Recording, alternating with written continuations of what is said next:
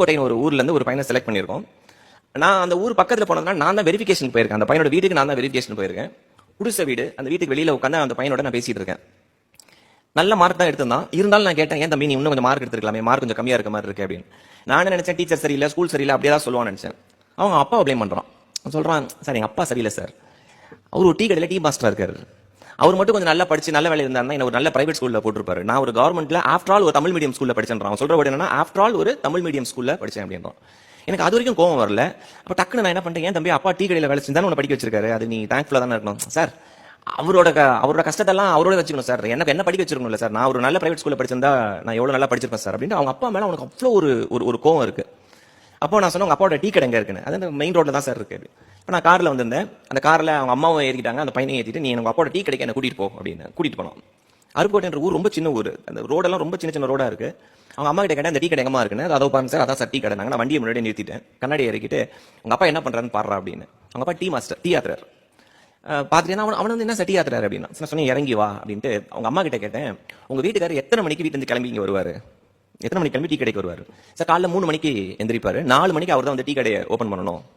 அங்கே வேலை செய்யறாரு, அவரோட டீ கடை கிடையாது, டீ மாஸ்டர் இருக்காரு. 4 மணிக்கு டீ வந்து ஓப்பன் பண்ணணும், டீ கடை ஓப்பன் பண்ணணும். சரி 4 மணிக்கு வந்து நிற்கிறாரு. அப்போ ஓனர் அங்கே தான் இருக்காரு, கல்லாப்பட்டியில் ஓனர் உட்காந்துருக்காரு. நான் சொன்னேன், அந்த பையனையை வச்சு தான் கேட்க சொன்னேன், இவர் எவ்வளோ நேரம் உட்காருவாரு அப்படின்னு கேட்டேன். இந்த டீ மாஸ்டர் இருக்காருல அவங்க அப்பா, எவ்வளோ நேரம் சார் இவருக்கு உட்கார டைம் கிடைக்கும்? மதியானம் 2லேருந்து 2:30 மணி வரைக்கும் சாப்பிட்ற டைம்ல உட்காருவாராம். காலையில 4 மணிக்கு ஒரு மனுஷன் போய் நிற்கிறான் டீ ஆத்துறதுக்கு, மதியானம் 2லேருந்து 2:30 மணி வரைக்கும் தான் அவனால் உட்கார முடியும். திருப்பி நைட்டு 9 மணி வரைக்கும் அந்த டீ கடை வேலை செஞ்சு பாத்திரத்தெல்லாம் கழுவி கடையை சாத்திட்டு 10 மணிக்கு திருப்பி வீட்டுக்கு வர்றாரு. படுக்கிறது 11 மணிக்கு, டெய்லி 3 மணிக்கு எந்திரிக்கிறார். நான் சொன்னேன், டே ஒரு மனுஷன் 4 மணிலேருந்து இத்தனை மணி வரைக்கும் நிற்கிறான் அந்த ஆளு, அந்த ஆளுக்கு இடுப்பு வலி என்னன்னு தெரியுமா? நான் சில நாள் ட்ரைனிங் பண்ணியிருக்கேன். இதுல ஆசிரியர்கள் நிறைய பேர் நின்றுட்டு வேலை செய்யறவங்களுக்கு இந்த கஷ்டம் தெரியும். கொஞ்ச நேரம் நின்றுட்டு வேலை செஞ்சுட்டு போய் அந்த சேர்ல உட்காந்து பாருங்க, ஒரு சுகமா இருக்கும் பேக் ரெஸ்ட் பண்றது. இப்படி நின்றுதான் தம்பி நீ தமிழ் மீடியத்தில் படிச்சு இந்த மார்க் வாங்கியிருக்க. அதனால இந்த பேரண்ட்ஸை ரெஸ்பெக்ட் பண்ணாம நீ ஒரு லைஃப்ல பெரிய ஆள் ஆயிடலாம் நினைச்சனா, அதை விட முட்டாள்கள் வேற யாருமே இருக்க முடியாது. இன்னைக்கு இருக்க யங்ஸ்டர்ஸ்க்கு நம்ம சொல்ல வேண்டிய முக்கியமான ஒரு விஷயம் இதுதான். You are a by product of your parents. உன் பேரண்ட்ஸ் தான் நம்பர் 1. ஏன்னா இன்னைக்கு நான் பாக்குறது ரொம்ப கஷ்டமான ஒரு விஷயம் என்னன்னா, அப்பாவை இருந்தாலும் பையன் சர்வசாதாரணமா சொல்லிட்டு போறான், நீ தானே பெத்த படிக்கவையே. இது எல்லா லெவல்லையும் இருக்கு. பணக்கார வீட்டு பசங்களும் இது பேசுறாங்க. ரொம்ப ரொம்ப கஷ்டப்படுற ஃபேமிலி இருக்கும் பாருங்க, அவனும் என்ன பண்றான், மொபைலை வாங்கி கொடு, லேப்டாப் வாங்கி கொடு. இப்ப நான் என்னோட ஜெனரேஷன்லேயே சொல்றேன், எங்க அப்பா கிட்ட போய் ஒரு விஷயத்தை கேட்கணும்னா நான் அப்படியே கூனி குறி கேட்கணும், ஏன்னா அப்பா அவ்வளவு கஷ்டப்படுறாரு, எப்படி போய் கேட்கறது அப்படின்னு. அந்த ஆள் இன்னொரு எக்ஸாம்பிள் சொல்றேன், இது எங்க ஆஃபீஸ்ல நடந்த எக்ஸாம்பிள். என்னோட நெருங்கிய நண்பர் அவரு. இப்ப எங்க ஆஃபீஸ்ல நான் 22 வருஷம் ஒரே ஆஃபீஸ்ல இருக்கேன். தப்பா நினைச்சாதீங்க, எனக்கு வெளியில வேலை கிடைச்சது, இருந்தாலும் அதே ஒரே ஆஃபீஸ்ல இருந்தாங்க. ஒருத்தர் பாக்குற பாவம் வேலையே. ஒருத்தர் சொல்றாரு, சுஜித் என்னன்னு தெரியல, ஒரு 2 வருஷமா என்னோட பையன் அவனோட பிஹேவியர் சுத்தமா சரியில்லை, அவன் எதுக்குமே பிடி கொடுத்து பேச மாட்டேங்கிறான், ரொம்ப என் மேல ரொம்ப கோவமா இருக்கான், ரொம்ப ரஃப் அண்ட் டஃபா இருக்கான், கொஞ்சம் பேசி பாருங்க அப்படின்னாங்க. ஐ two a lot of counseling work. அதனால அந்த பையனை கூப்பிட்டேன். அந்த பையனை எனக்கு தெரியும். நான் கூப்பிட்டோன்னே, அங்கிள் சொல்லுங்க அங்கிள் அப்படின்னு வந்தான். ஜூஸ் கடையில தான் மீட் பண்ணேன். நான் சொன்னேன், என்னடா ஆச்சு, ஏன் அப்பா மேலே என்ன அவ்வளோ கோவம்? டக்குன்னு சொன்னா, அங்கிள் அந்த ஆளுக்கு விவசாயே இல்லை அங்கிள் அப்படின்னா. எடுத்தோன்னே அந்த ஆளுக்கு விவசாயே இல்லை அங்கிள், அந்த ஆளுக்குலாம் நான் இருக்கேன்னே தெரியாது, அவருக்கு எல்லாமே என் தங்கச்சி தான், என் தங்கச்சி தான் அவருக்கு எல்லாமே. அவ்வளோ நான் ஒரு பையன் ஒருத்தன் இருக்கனே தெரியாது, எதுக்கு எடுத்தாலும் கேள்வி கேட்கறான் அந்த ஆளு அப்படின்னா. நான் கவுன்சிலர் இருந்தேன்னா இருந்த கோவத்துக்கு எந்திரிச்சு பலாரும் அரைஞ்சிடலாம் போல தோணுது. ஓகே, ஏன்னா I know how much is father's lakhs. இருந்தாலும் நம்ம கவுன்சிலர்ல, அதனால ரூல் பண்ணி, ஏன் இவ்வளவு கோவம் தான் சொல்றான், தங்கச்சி தான் எல்லாமே, நான் எது கேட்டாலும் கொடுக்க மாட்டாரு, எது கேட்டாலும் கோவப்படுறாரு என்கிட்ட. அப்ப நான் கேட்டேன், நீ எப்போ வீட்டுக்கு போற அப்படின்னு. எங்க அப்பா ஆபீஸ்ல இருந்து வந்து அவர் சாப்பிட்டு ரூமுக்கு போன பிறகு தான் நான் வீட்டுக்கே போவேன்.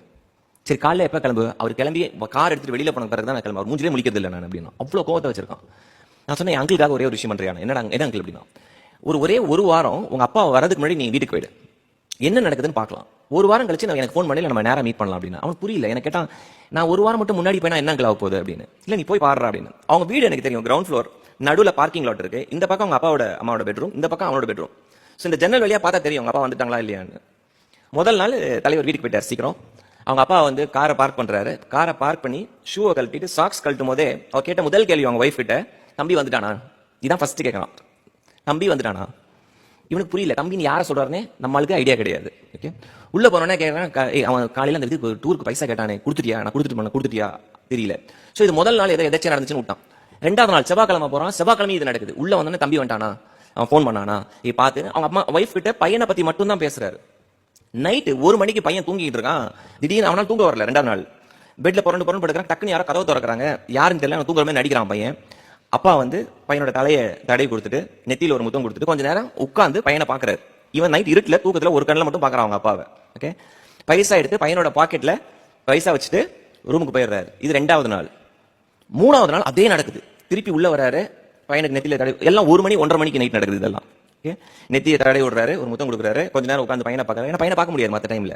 பைசா எடுத்து பாக்கெட்டை வச்சுட்டு போயிடுறாரு. புதன்கிழமை அன்னைக்கு எனக்கு நைட்டு ஃபோன் பண்றான். ஃபோன் பண்ணி சாரி வியாழக்கிழமை அன்னைக்கு ஃபோன் பண்ணி தேம்பி அழுகுறான் என்கிட்ட போன்ல. இப்ப நம்மளுக்கு ஃபோன் பண்ணி யாரும் அழுத என்ன தோணும் நம்மளுக்கு டக்குன்னு?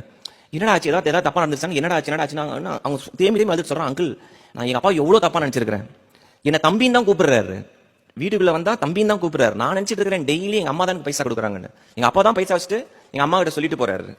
டெய்லி வந்து உட்கார்றாரு அங்கிள், நைட் வந்து உட்கார்றாரு என்கிட்ட. இவரை தான் நான் தப்பா புரிஞ்சிருக்கிறேன். கேட்டு என்கிட்ட கேட்டான், அங்கிள் உங்களுக்கு எப்படி எங்களுக்கு தெரியும் இதெல்லாம், எங்க அப்பா சொன்னாரா அப்படின்னு. நான் சொன்னேன், உங்க அப்பா நான் சொல்லடா, எல்லா அப்பாவும் இப்படிதான், உலகத்திலேயே இருக்கிற ஒரு டம்மி பீஸ், இமோஷன்ஸை காட்ட தெரியாத ஒரு டம்மி பீஸ் யார் அப்படின்னா அப்பா தான். வெளியில நான் எவ்வளவு ஸ்ட்ரிக்ட் தெரியுமா அப்படின்னு மாதிரி சுத்திட்டு இருக்கலாம் உள்ள, ஆனா இமோஷனலி தேர் சோ வீக். இந்த பையனோட எக்ஸாம்பிள் தான் நான் சொல்றது. அப்பா அம்மா மேல அப்படி என்ன வெறுப்பு வருது நம்மளுடைய யங்ஸ்டர்ஸ்க்கு? அப்போ இது நம்மளுடைய பொறுப்பு இருக்குல்ல. 5 வயசு வரைக்கும் அப்பா தான் எனக்கு மிகப்பெரிய ஹீரோ, அம்மா தான் எனக்கு மிகப்பெரிய ஹீரோன்னு சொல்ற ஒரு குழந்தை 10 வயசு 15 வயசு வரும்போது அப்பா அம்மா கிட்ட சொல்றது, அம்மா கிட்ட சொல்றது, அம்மா சும்மா தேவையில்லாம பேச சொல்லாத, எனக்கு தெரியாதா, என் ஃப்ரெண்ட்ஸுக்கு தான் எல்லாம் தெரியும். 20 வயசு வரும்போது உனக்கு பாய் ஃப்ரெண்டோ கேர்ள் ஃப்ரெண்டா இருப்பாங்க, எல்லாமே அவங்களுக்கு தான் தெரியும், படிப்பு பத்தி அவங்களுக்கு தான் தெரியும், உனக்கு என்ன தெரியும் அப்படின்னு கேட்பாங்க.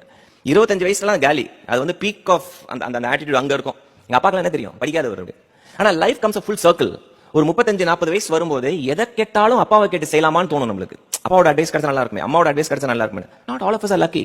நம்ம எல்லாரும் லக்கி கிடையாது.